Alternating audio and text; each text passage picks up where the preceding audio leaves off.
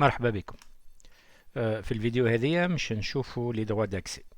Donc بعد ما رجعتوا الكور متاعكم على لي droits d'accès مش نعملوا quelques manipulations.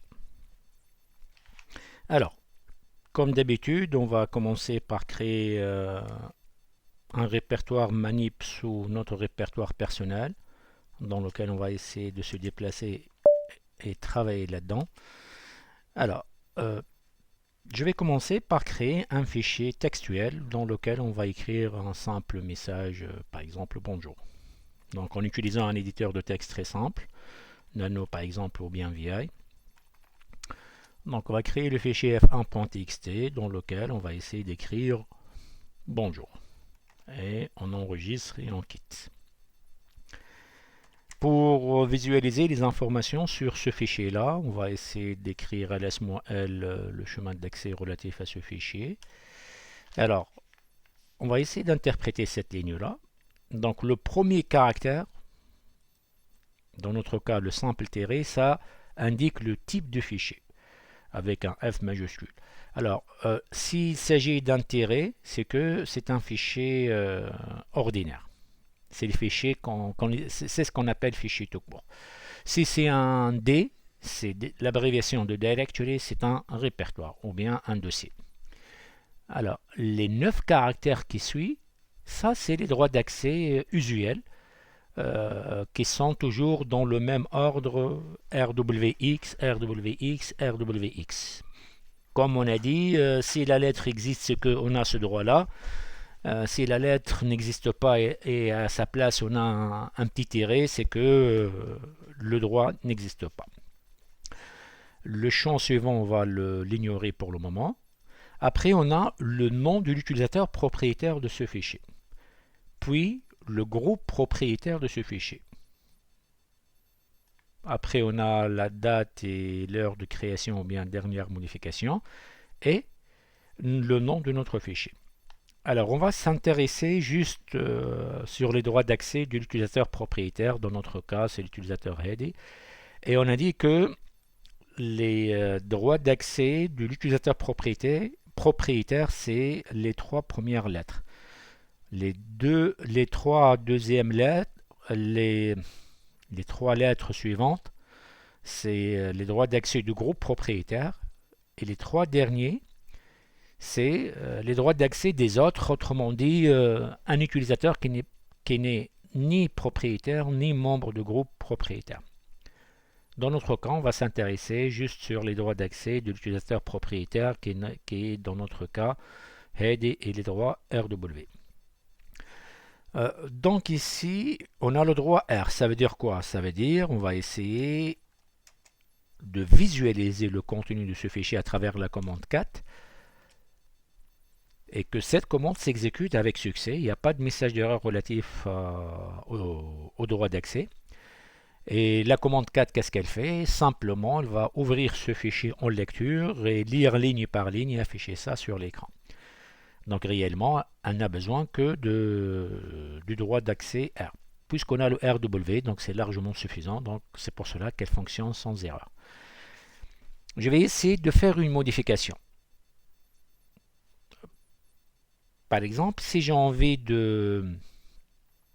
d'éditer le fichier nano f1.txt, par exemple, on va essayer de rajouter bonjour tout le monde. Ok. On enregistre et on quitte. On garde le même nom de fichier. Vous remarquez qu'avec l'éditeur de texte, lorsqu'on a fait la modification, il ne nous a pas demandé, ou plutôt il ne nous a pas affiché un message d'erreur relatif au droit d'accès. On vérifie qu'on a bien cette modification. Donc le fait que avec l'éditeur de texte, on a pu faire les modifications, ça c'est à cause du fait qu'on a le R et le W. Le R, ça permet à l'éditeur de texte de visualiser le contenu du fichier. Le W, il nous a laissé faire les modifications. Donc on va essayer de retirer le droit d'accès W pour minimiser les droits d'accès sur ce fichier pour le propriétaire. Et on va laisser seulement le droit R. donc en utilisant la commande chmod, soit qu'on écrit U égale effectivement ce qu'on a envie d'avoir comme droit d'accès, dans notre cas égal à R et le fichier en question, ou bien, puisqu'on a seulement RW, je peux écrire U-W. Il faut faire attention, ça c'est le tiré, c'est dans notre cas pour retrancher le droit d'accès W. Ça n'a rien à voir avec les tirés qui existent ici au niveau de l'affichage de ls-1. On va vérifier qu'on a bien retiré le W. Très bien. Donc ici, on a seulement pour l'utilisateur propriétaire, c'est celui avec lequel je suis en train de travailler, on a seulement le droit R. Pour vérifier qui nous sommes, bon, je peux écrire who am I, plutôt id, ou bien est-ce que j'ai fait une erreur ici? Ah, who am I, tout attaché. Alors, pardon. Donc je suis l'utilisateur head, donc je suis bien l'utilisateur propriétaire de ce fichier. Et déjà, la seule personne qui peut modifier les droits d'accès d'un fichier, c'est l'utilisateur propriétaire. Bien sûr, en plus de l'utilisateur root qui a tous les droits. Alors, on va essayer de tester ça. Donc, puisqu'on a le R, la commande 4, elle s'exécute sans erreur. Mais si par exemple on a envie de modifier les droits d'accès, modifier le contenu en utilisant un éditeur de texte, déjà, il nous affiche le contenu puisqu'on a le droit R, mais vous remarquez ici qu'on a un message d'erreur relatif au droit d'accès. Il nous précise que ce fichier n'est pas accessible en écriture. Même si vous remarquez que l'éditeur de texte nous laisse écrire dans ce fichier, mais réellement dans un espace temporaire. Mais réellement, lorsqu'on va demander d'enregistrer ça, et laisser le même nom, donc c'est-à-dire enregistrer dans le même fichier, à ce moment-là, il nous dit qu'on n'a pas les permissions pour faire cette opération. Puisqu'on ne dispose pas de, donc je vais quitter sans sauvegarder, puisqu'on ne dispose pas de droit d'accès W. On peut refaire la même chose. Si par exemple on a envie d'écrire, modifier le contenu du fichier à travers la commande echo, si on écrit echo salut, donc ça affiche sur la sortie standard, dans notre cas c'est l'écran. Mais si on a envie de rediriger ça vers f1.txt afin d'écraser le contenu initial et rajouter, écrire ce nouveau message, donc vous remarquez ici qu'on a bien le même message de tout à l'heure, c'est-à-dire permission non accordée. Et ça, c'est à cause du fait que on n'a pas le droit W sur ce fichier-là. On va essayer de pousser encore plus et on va essayer de retirer même le droit R. Donc comme on a vu avec la commande chmod, on va faire quoi? Chmod U égale rien de tout, f1.txt pour retirer tous les droits, ou bien U-R. Et dans notre cas, on va essayer de voir que après cette opération, on n'a aucun droit comme étant utilisateur propriétaire sur ce fichier. Alors, si on essaye de visualiser le contenu de ce fichier avec la commande 4, qui demande le droit R, ça fonctionnait tout à l'heure, mais à partir du fait du moment qu'on a retiré le R, donc on n'a pas les permissions de faire ça. Très bien. Donc on va essayer de remettre les droits d'accès comme d'habitude. Alors pour faire ça, on va essayer d'écrire U égale RW sur le fichier f1.txt. Ou bien on va essayer de faire un petit exercice. Alors comment faire les modifications des droits d'accès en utilisant les chiffres? Alors on sait que le x c'est 2 à la puissance 0, c'est l'équivalent de 1. Le w c'est 2 à la puissance 1, c'est-à-dire le représente le 2 en binaire. Et le w, 2 à la puissance 2, c'est le 4. Donc on a envie d'avoir RW pour le propriétaire, donc c'est-à-dire 4 plus 2. Donc on peut écrire 6. Pour le, on va laisser le reste comme il est, c'est-à-dire pour les membres de groupe, c'est RW, c'est aussi un 6. Et pour les autres, seulement le R, c'est-à-dire 4. f1.txt. Il faut faire attention lorsqu'on fait les modifications des droits d'accès avec les chiffres, on doit préciser tous les droits d'accès, c'est-à-dire les droits d'accès pour l'utilisateur propriétaire, pour les membres de groupe et pour les autres. Et chaque chiffre, en fait, il représente l'un de... Donc le premier chiffre, il représente les droits d'accès du propriétaire. Le deuxième, droit d'accès des membres de groupe. Le troisième, c'est le droit d'accès pour le reste, c'est-à-dire les autres. Et on peut vérifier ça.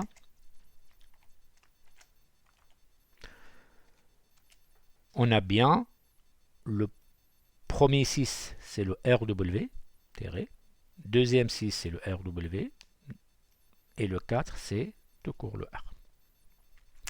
Ça, c'est les droits d'accès RW pour les fichiers ordinaires.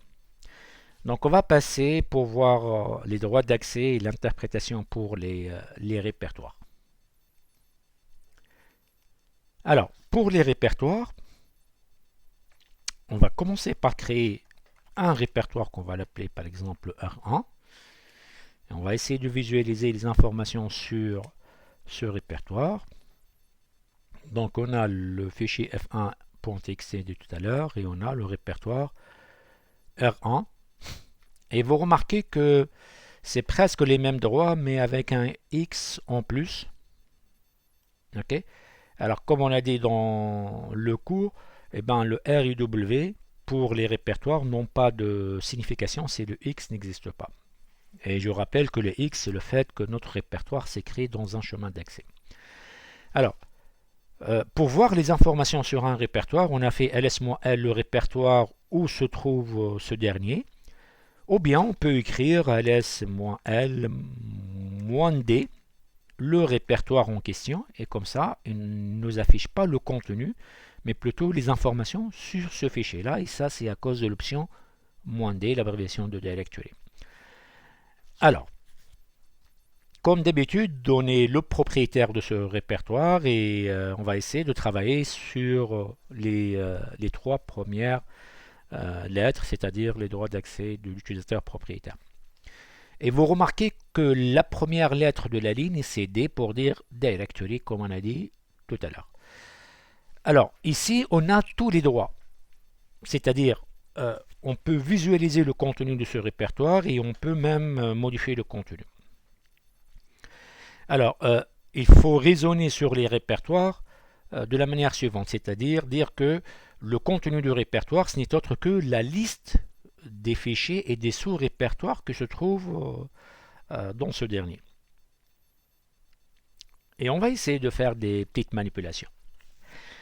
Je vais commencer par copier le fichier f1.txt sous ce répertoire-là.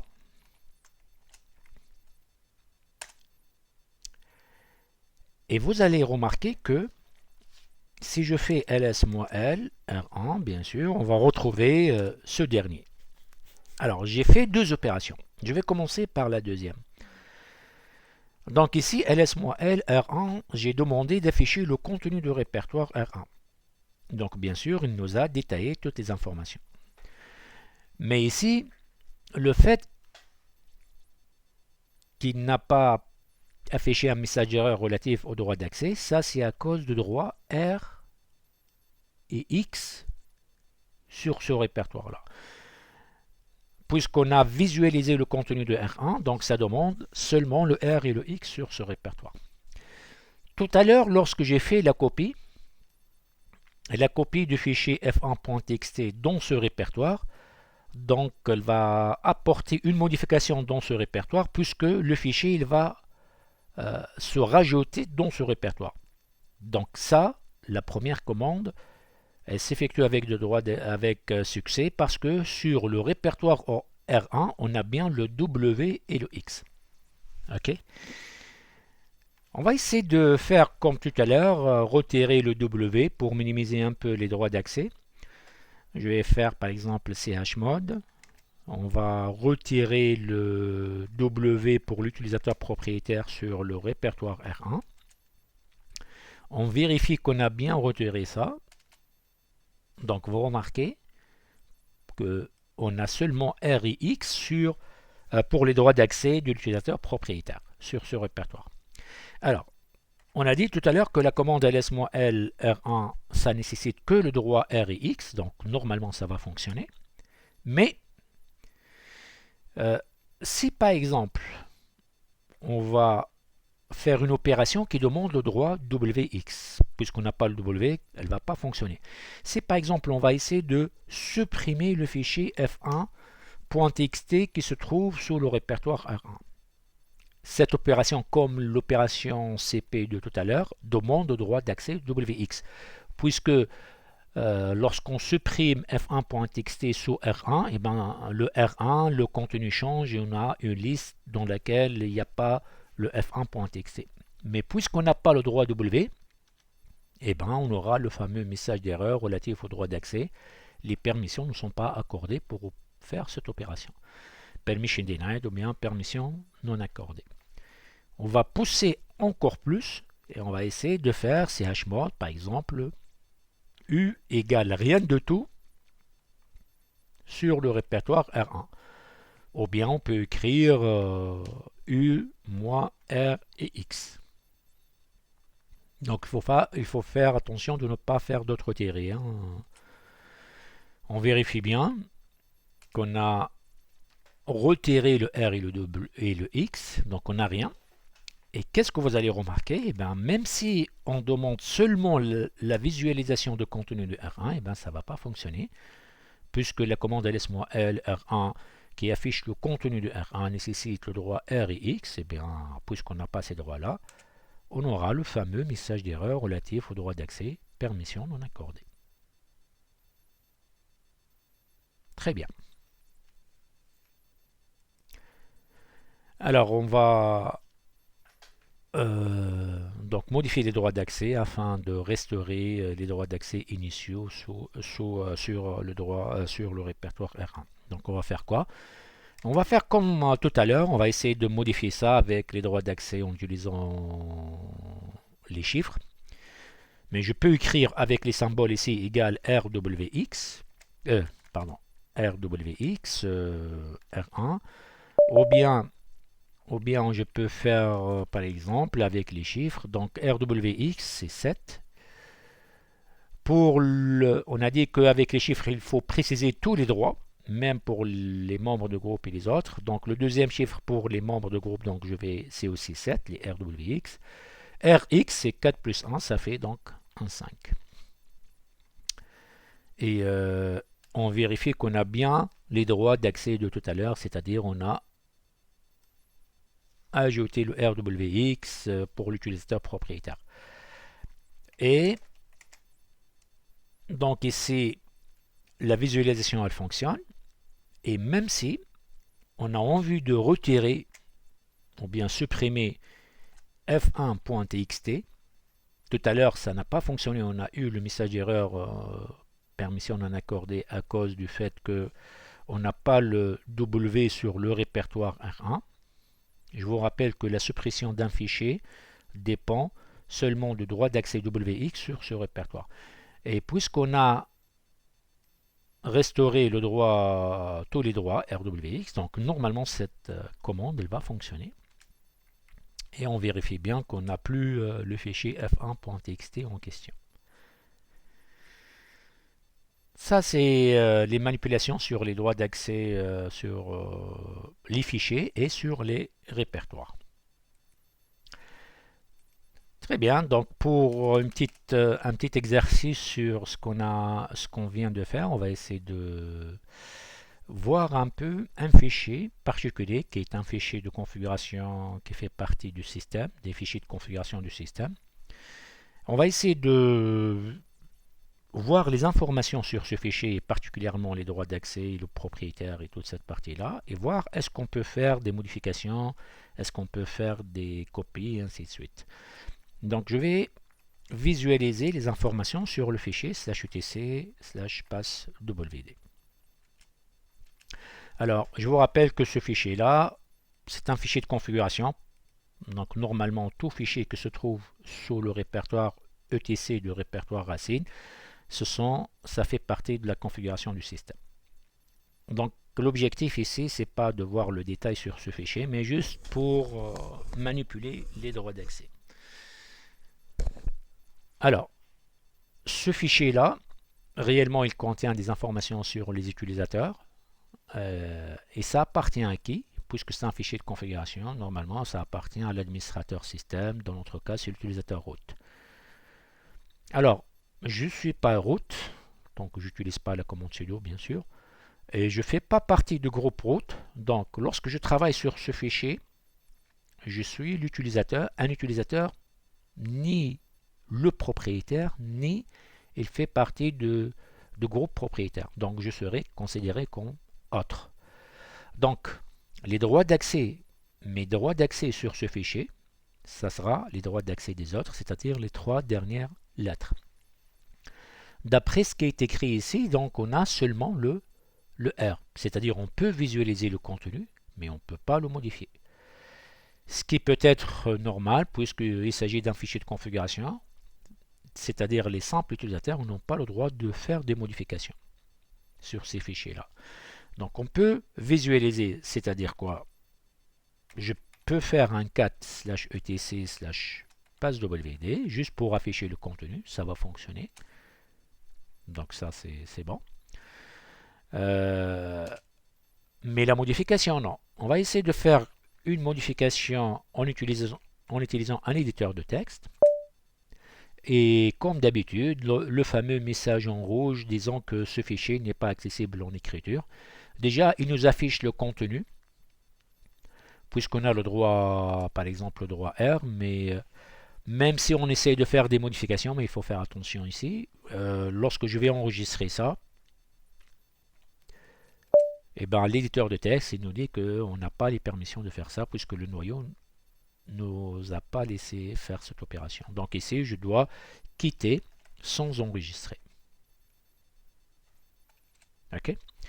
Alors, la question ici, comme la question de l'exercice qu'on a vu en cours, est-ce qu'on a le droit de copier ce fichier dans notre répertoire personnel ou bien l'un de nos répertoires? Ici, c'est manip. C'est-à-dire, ce que je peux faire, cp/etc/passwd dans le répertoire courant, c'est-à-dire mon répertoire manip, que normalement j'ai tous les droits là-dessus. Bon, on va voir ça. Puisque on n'a pas eu de message d'erreur, normalement, ça fonctionne. Donc, on a bien une copie du fichier passwd qu'on vient de le copier à partir de /etc passwd. Et cette opération, en fait, la copie nécessite quoi ici? Comme on a vu dans la séance de cours, donc on doit avoir le droit R sur ce fichier, X sur tous les répertoires de tous les chemins d'accès ici. En plus, le répertoire là où on va faire la copie, on doit avoir aussi le WX sur ce répertoire là. Et bien, puisque tout va bien, apparemment, on a tous ces droits. Donc, le fait qu'on a pu copier ça, donc sur le fichier passwd, ce fichier-là appartient à root. On a dit que les droits d'accès c'est R. On a bien le R ici. Donc, et on peut vérifier les droits X sur la racine et etc. Par exemple, -LD /. Même la racine ici, ça appartient au root, au groupe root. Donc, je suis autre. Donc, j'ai RX. Très bien. Donc, ici, j'ai le X. Donc, il suffit d'avoir le X. On va vérifier la même chose sur le fichier, le répertoire etc. Donc, ça appartient à root, comme d'habitude. Et comme étant autre, j'ai RX, donc j'ai le X qui est le droit nécessaire. Très bien. Et on peut vérifier le répertoire courant aussi. Là, il nous faut le WX, c'est-à-dire le répertoire manip. Donc le répertoire courant, on peut le vérifier par PWD. Ok, donc on est sous manip, comme c'est mentionné dans le prompt ici. Et on peut faire la vérification en disant que soit que je mets le chemin d'accès absolu, c'est la même chose, hein, soit que je précise un simple point pour dire le répertoire courant. C'est exactement la même chose, hein, ça désigne la même chose. Donc ici, c'est mon répertoire, donc je suis le propriétaire, donc j'ai le droit RWX, donc j'ai bien le WX qui me permet de rajouter des fichiers dans mon répertoire.